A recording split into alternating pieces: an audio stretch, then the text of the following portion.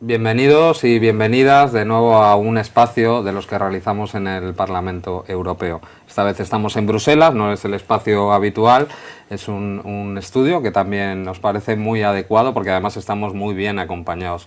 Por desgracia, a veces cuando hacemos estos programas están motivados por situaciones que se suceden en el Parlamento y que por lo menos a los diputados y diputadas del grupo de la izquierda plural no nos gustan. Y no nos gustan porque no se comentan en los grandes medios de comunicación.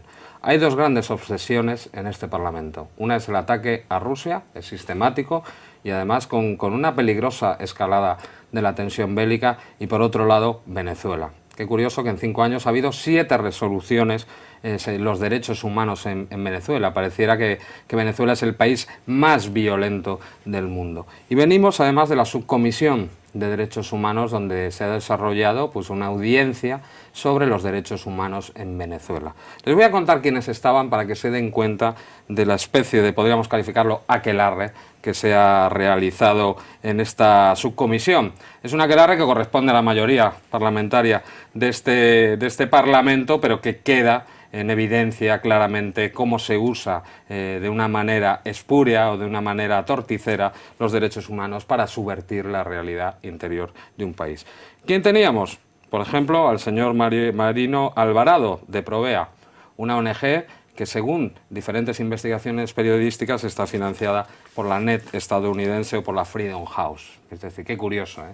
Una ONG no gubernamental, pero que recibe dinero de un país extranjero para subvertir el orden en su país. Eso se llama injerencia, subversión.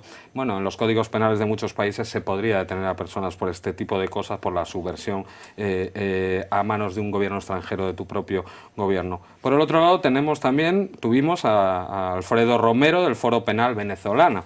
Nosotros hemos investigado una ONG al servicio de los sectores más radicales de la oposición venezolana. Curiosamente, Delsa Solorzano, de la Mesa de Unidad Democrática, es decir, una política opositora.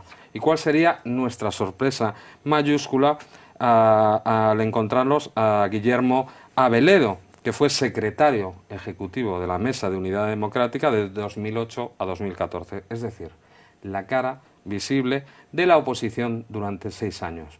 Víctimas.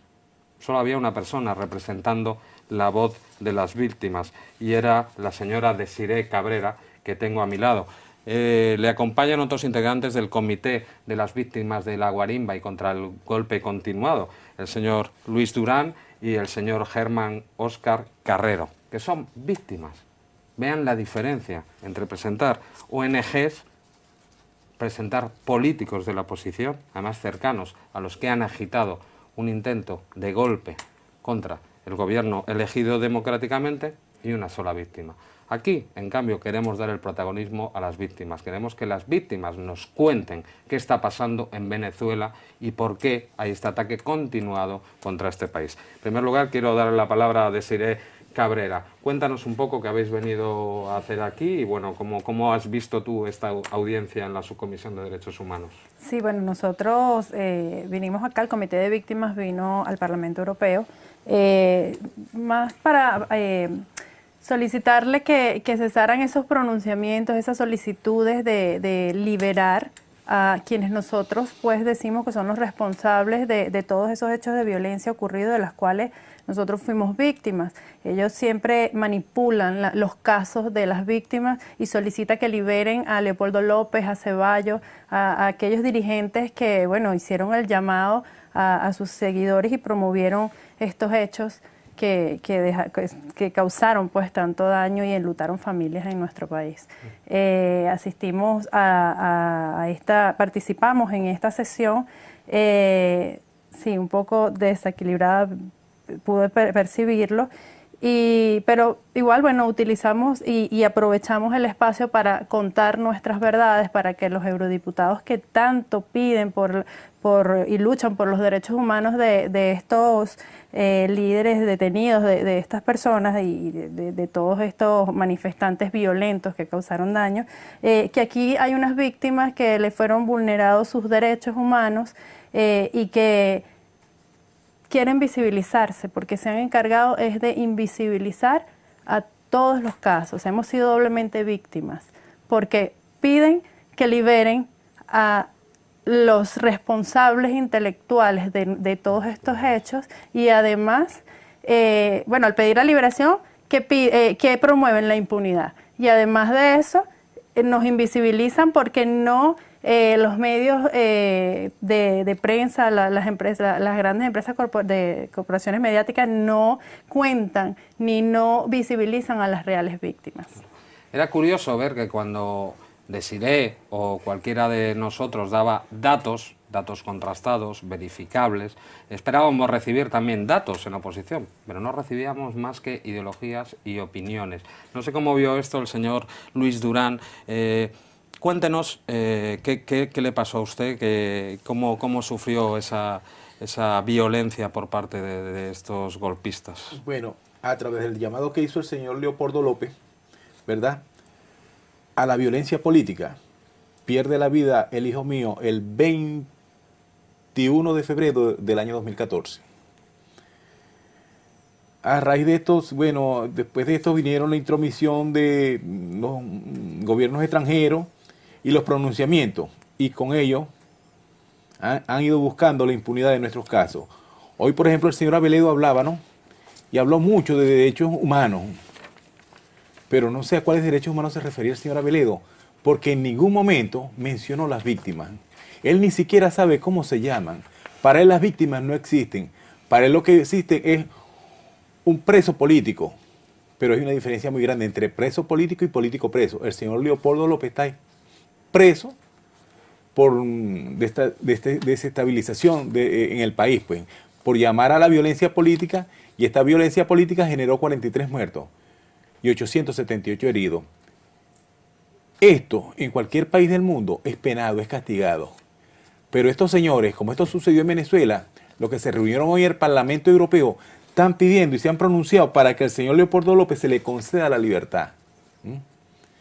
Pareciera que los derechos humanos de las personas que cayeron allí por el llamado de Leopoldo López no hubiesen existido, o la vida de ellos no costase nada, no valiese nada, que no se le va a dar el merecido castigo a los señores que incurrieron en este delito.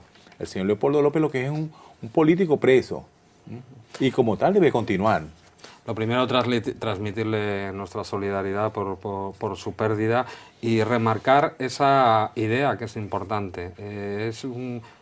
No es un preso político, es un político preso. Es decir, no está preso por ser político, porque de esa manera estarían presos todos los políticos de la oposición. No, este señor hizo un llamado a la violencia en las calles para desarrollar un golpe de Estado, es decir, desconocer lo que habían decidido los venezolanos y venezolanas por medio de la violencia, y eso le costó el asesinato de su hijo. Era curioso porque yo comentaba con los compañeros eurodiputados la visita del expresidente González, ¿no? Es curioso que cuando yo he estado mirando datos de periodistas asesinados, ¿no? En México, 81 periodistas asesinados. En Colombia, 56 periodistas asesinados. En Venezuela, ninguno. En Honduras, después del golpe de Estado contra Manuel Zelaya, 27. ¿Por qué no estaba ahí un expresidente visitando Honduras? ¿Usted qué opina de la visita de este expresidente? Bueno, nosotros ante todo le damos las gracias por este minuto que nos dan aquí, y de verdad nosotros nos sentimos indignados porque presidentes de otros países que de verdad no velan por los derechos humanos vengan a nuestro país a decir y a velar por el derecho humano de 2 o 3 personas que están presas, según ellos presos políticos. No son presos políticos, son políticos presos porque ellos fueron los que hicieron el llamado a la violencia, incitar el odio, la represión, la destrucción de un estado como Venezuela, como fue en el estado Táchira, lo que hizo el llamado el alcalde, cuando eso era alcalde, Daniel Ceballos, y Leopoldo López, María Corina Machado y el candidato, el alcalde de Valencia, el llamado que hicieron a la violencia, a la ira. Y también ellos deberían de decir que desde 2013 para acá, desde que las elecciones presidenciales del presidente Nicolás Maduro, el adversor fue Capriles Radosky, que hizo el llamado a la rechera. En pocas palabras, es sinónimo de violencia y destrucción. Germán, usted fue una víctima también directa. Cuente, por si quiere, para que la gente sepa qué le pasó a usted, para que contrasten entre lo que están diciendo los grandes medios de comunicación y las palabras de una víctima. Bueno, me encontraba en el estado Táchira, en San Cristóbal, manejando unos camiones de Corposalud, llevando medicinas para el Hospital Central, donde cual nos intervinieron los camiones, el acceso a circular, y nos bloquearon con miguelitos, que son cabillas, 3 cabillitas en cruz para pinchar los cauchos, aceite, mallas y de todo. Nos hicieron voltear la cava, y nomás por el hecho que la cava decía uso oficial, decían vamos a matar a los chavistas. Trataron de incendiar la cava, la incendiaron. Yo salí y les gritaba que eso era medicina para todos, que eso no era para nada más para rojos, como ellos decían, que eso era para blancos, para ver, que eso era para toda la gente, que fueran humanos. Cuando recibí una de las famosas llamadas papitas que venía para mi cara y metí mi manita, yo no pensaba que era un explosivo, yo pensé que era una piedra o algo, a lo que metí mi manita, la perdí automáticamente.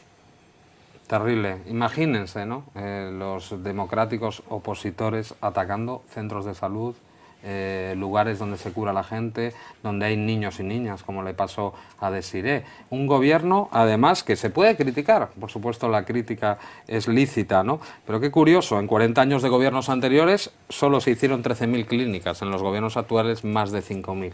Qué curioso. Y que la oposición democrática, no violenta, se dedique a quemar y atacar centros de salud. Desiré, a usted incluso le decían desde la tribuna parlamentaria que no tenía derecho a hablar porque estaba apagada por no sé quién. Cuente usted su caso, porque se van a horrorizar, porque eso os lo dicen en un programa de máxima audiencia, a la gente le diría que se le ve el plumero, como decimos en España.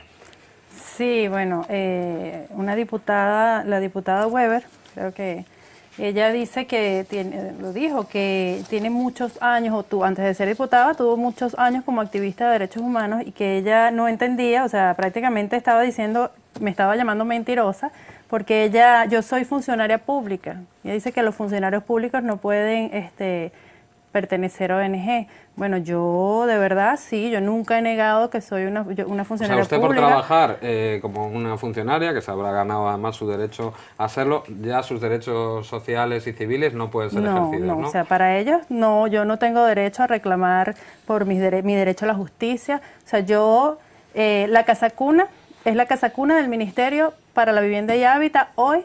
¿Es donde usted trabaja? Sí, que es donde yo trabajo, Ministerio para Hábitat y Vivienda. Actualmente le cambiaron el nombre. O sea, que unos manifestantes de la supuesta democracia que atacan también el Ministerio de la Vivienda. Sí, sí, esto ocurrió, bueno, ya era el segundo ataque, el 1 de abril, que fue cuando incendiaron la sede, y esto afectó a la casa cuna. Si a ver, vamos, yo también fui víctima porque yo laboro en la sede y también estuve en peligro de haber sido quemada o de haber sido afectada por los gases que eso emanó.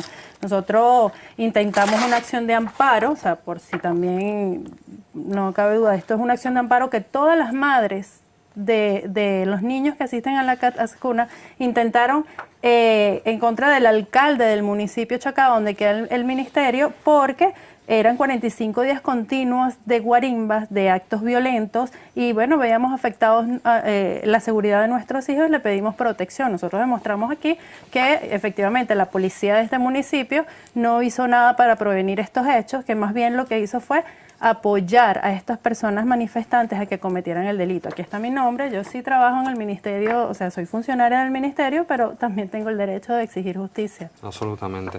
Luis, otro de los mantras o de las repeticiones sistemáticas que hacen es de la impunidad, que en Venezuela no se investiga nada y que usted, en su caso, han tenido el apoyo de las autoridades judiciales. Hay investigaciones sobre los casos. En el caso terrible de su hijo hay una investigación, hay culpables, etcétera, etcétera. Sí, se están investigando hasta el momento los autores materiales, pero el actor intelectual lo tenemos bien definido, que es el señor Leopoldo López, en compañía del general retirado Ángel Viva, que impartiendo órdenes de cómo colocar las guayas a una altura de 1,20.